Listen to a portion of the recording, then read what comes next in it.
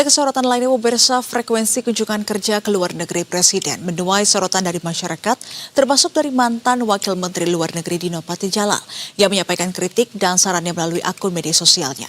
Sekretaris Kabinet Teddy Indra Wijaya menjawabnya dengan fakta-fakta terkait dengan kunjungan luar negeri Prabowo dan hasil dari diplomasi itu.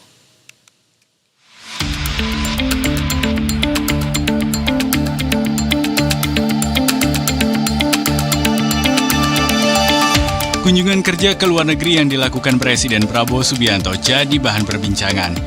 Jumlah kepergiannya dianggap terlalu banyak oleh sebagian masyarakat, menimbulkan tanya hingga mendapat masukan dari sejumlah pihak. Salah satunya Dino Patijalal, mantan Wakil Menteri Luar Negeri Indonesia pada tahun 2014 yang mendirikan sekaligus mengetuai Foreign Policy Community of Indonesia atau FPCI.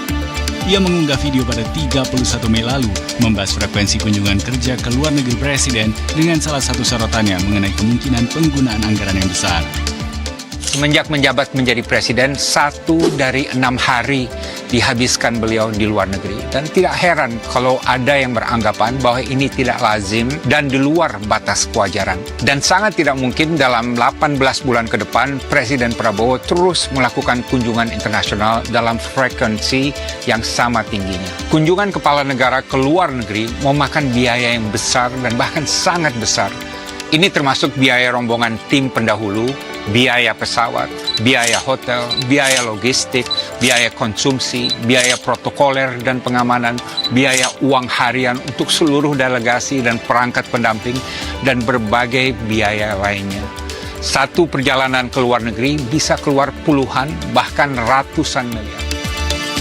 Menanggapi hal itu, Teddy Indra Wijaya, Sekretaris Kabinet, menjawab dengan unggahan video menjelaskan tentang apa saja yang menjadi fakta-fakta kunjungan ke luar negeri Presiden dan juga capaiannya. Terkait kekhawatiran soal anggaran yang melebihi batas, Teddy menyebut Prabowo dapat menutup kelebihan anggaran itu menggunakan dana pribadinya. Jadi yang pertama, masalah biaya bila ke luar negeri. Ini sudah dijelaskan beberapa kali. Jadi segala kelebihan biaya yang telah dianggarkan oleh negara itu sepenuhnya ditanggung oleh pribadi Presiden Prabowo. Kemudian yang kedua, jumlah rombongan. Ini sangat penting. Jumlah rombongan Presiden Prabowo itu sudah berkurang besar-besaran, lebih dari separuh dari periode sebelumnya. Jadi kalau dulu itu sekali keluar negeri bisa lebih dari 120 orang. Zaman Pak Dino seperti itu. Nah, zaman Presiden Prabowo, jumlahnya antara 50 sampai 60 orang maksimal. Ini sudah banyak yang tahu, termasuk juga wartawan pasti tahu itu semua. Sementara itu, terkait penjadwalan kunjungan kerja ke luar negeri yang harus dipersiapkan jauh-jauh hari, Teddy menegaskan situasi geopolitik begitu dinamis, sehingga beberapa kunjungan yang bersifat mendesak bisa dijadwalkan sesuai kebutuhan.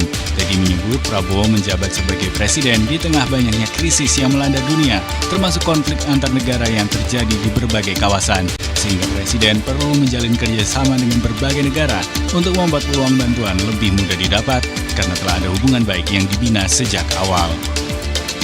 Tim Liputan, Berita 1.